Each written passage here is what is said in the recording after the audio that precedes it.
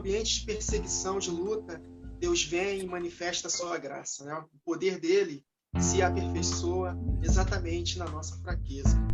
Então, nesse ambiente, João ele foi presenteado com essas revelações tremendas e, de fato, nós precisamos compreender essas verdades conectando com todo o Antigo Testamento. Apocalipse, como o irmão Wagner falou no início, ele é muito simbólico e os seus símbolos, digamos assim, 99% estão conectados com a lei, com os salmos, com os profetas, e nós precisamos pegar esses acontecimentos e pedir discernimento para que possamos entender o que está por vir. E vai ser um tempo maravilhoso, né, de revelação da palavra. Nos tempos atuais que estamos vivendo, a palavra de Deus está sendo muito perseguida.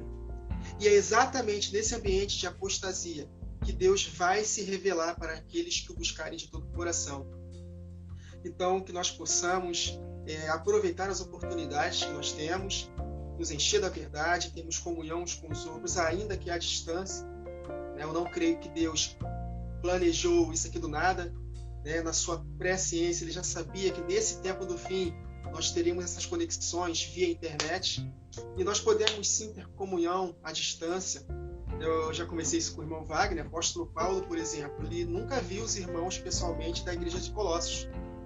Epáfras, que foi o seu porta-voz, se é que a gente pode dizer assim. E apóstolo Paulo, mesmo assim, através das cartas, tinha comunhão com eles. E da mesma forma, aqui à distância, nós podemos ter comunhão. E o apóstolo João, vou falar de novo, por causa da perseguição, por causa da palavra de Deus, testemunho de Jesus, ele estava numa situação muito complicada, muito difícil do lado de fora, mas é como o Senhor Jesus disse para o apóstolo Paulo: Paulo, esse espinho na carne eu não vou tirar de você, porque o meu poder se aperfeiçoa exatamente na sua fraqueza. Quando você é fraco, aí a minha graça se manifesta, aí você é forte. Então, quanto mais perseguição, mais revelação da palavra nós vamos ter, com certeza. Então, possamos ser valentes pela verdade, que Deus vai se revelando a nós cada vez mais, e que nós possamos ter o privilégio e também a responsabilidade de anunciar exatamente como está escrito. Assim como ele falou para Ezequiel: Ezequiel, fala, quer deixem de ouvir, ou quer ouça, fala. Sim. Fala o que eu estou te mandando. E é exatamente o que acontece em Apocalipse, em Ezequiel, eu não lembro do capítulo, não sei se é capítulo 2 ou 3, ele come o livrinho, João também come o livrinho, e Jesus fala para João: é necessário que profetizeis novamente. Então, esse é o tempo de nos prepararmos pela palavra, pelas orações, para que possamos receber iluminação da verdade. Amém. Glória a Deus. Interessante, porque são palavras importantes que nós precisamos meditar. Você vê palavras-chave aqui, Companheiro de vocês no sofrimento, E estamos sendo rodeados por uma nuvem de doutrinas que pregam totalmente coisas que são contrárias do que as Escrituras apresentam para nós, Ele também fala com relação à mensagem do reino, o tanto que nós precisamos resgatar a verdadeira e genuína mensagem do reino, que tanto Jesus veio ao mundo para apregoar e transmitir essa mensagem no coração dos discípulos. E também com relação à perseverança, não tem como a gente deixar de meditar, fixar naquele verso de Mateus 24, verso 13, mas aquele que perseverar até o fim, este será salvo. Ou seja, é uma batalha, é uma luta. Primeiramente, uma batalha interna, dentro de nós aqui. Diariamente nós precisamos batalhar para que possamos perseverar numa batalha, primeiramente interna, ter esse domínio próprio, esse controle, aperfeiçoar em nós o fruto do Espírito, e esse aperfeiçoamento tão necessário para que possamos batalhar aquilo que está diante de nós. E novamente aqui, é a palavra testemunho. Testemunho. Né? Já no primeiro capítulo aqui a gente já percebe, né, Jesus, como na série passada, Jesus se identificando como testemunha fiel e verdadeira, né, e a mensagem sendo transmitida aos seus servos, como testemunhas de Cristo. Isso é muito valioso, né, para a gente poder estar meditando. Verdade, irmão. Eu até assim, eu trouxe, eu estava pesquisando aqui para ver, né? E aí, deixa eu trocar aqui. Tá. Tava pesquisando aqui e eu me deparei com um versículo lá no capítulo 11 de Hebreus, tá? 11 de Hebreus. Deixa eu ver se eu acho que eu modifiquei alguma coisa na câmera aqui. Não ficou legal, peraí. 11 de Hebreus. E aí diz assim, ó. Diz assim no capítulo 11, versículo 33.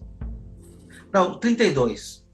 E que mais direi? Certamente me faltará o tempo necessário para referir o que há a respeito de Gideão, de Baraque, de Sansão, de Jefté, de Davi, Samuel e dos outros profetas, os quais por meio da fé subjugaram reinos, praticaram a justiça, obtiveram promessas, fecharam boca de leões, extinguiram a violência do fogo, escaparam a fio da espada, da fraqueza tiraram força, fizeram-se poderosos em guerra, puseram em fuga exércitos estrangeiros. Mulheres receberam pela ressurreição os seus mortos, alguns foram torturados, não aceitando seu resgate para obterem superior ressurreição. Outros, por suas vezes, passaram pela prova de escárnio, açoite, de algemas e prisões. Foram apedrejados, provados, cerrados pelo meio, mortos ao fio da espada, andaram peregrinando, usaram vestidos de peles de ovelhas e de cabras, necessitados foram, afligidos, maltratados, homens dos quais o mundo não era digno. Olha só, quando que a gente vai estar pronto para dizer assim, ó, o mundo, ele não é digno de mim? Olha só que palavra, né? Homens do qual o mundo não era digno deles. Mas o que eles tiveram aqui? A semelhança de João. Eles tiveram um templo bacana, um terno bonito, um carrão para rodar, banquete, restaurante pago, tudo pago? Não. Olha o sofrimento que eles enfrentaram. Se você meditar na palavra de Deus, em toda a palavra, todo profeta propriamente dito que recebeu mensagens de Deus passaram por sofrimento. Sofrimentos na pele. Não existe teoria de prosperidade aqui. Eu não vejo. Vocês conseguem enxergar? Eu não vejo, irmãos. Eu não vejo. Desculpa, mas é a importância que esse texto nos traz. E a gente está falando de um versículo somente, mas a comparação com a Bíblia. Exato, exatamente. A gente percebe, né, que as doutrinas que a gente vem ouvindo, né, que estão ao nosso redor, tem o propósito de enfraquecer o povo, né? Desconstruindo, principalmente no homem, né, a identidade de um sacerdote, exercer o seu sacerdócio dentro da casa, dentro da família. E uma das coisas que o Senhor está resgatando, né, restaurando, é o sacerdócio do homem dentro da casa, da família. E ele, como sacerdote do lar, transmitir o genuíno evangelho para aqueles que moram com ele, que estão debaixo, né, da proteção sacerdotal do homem.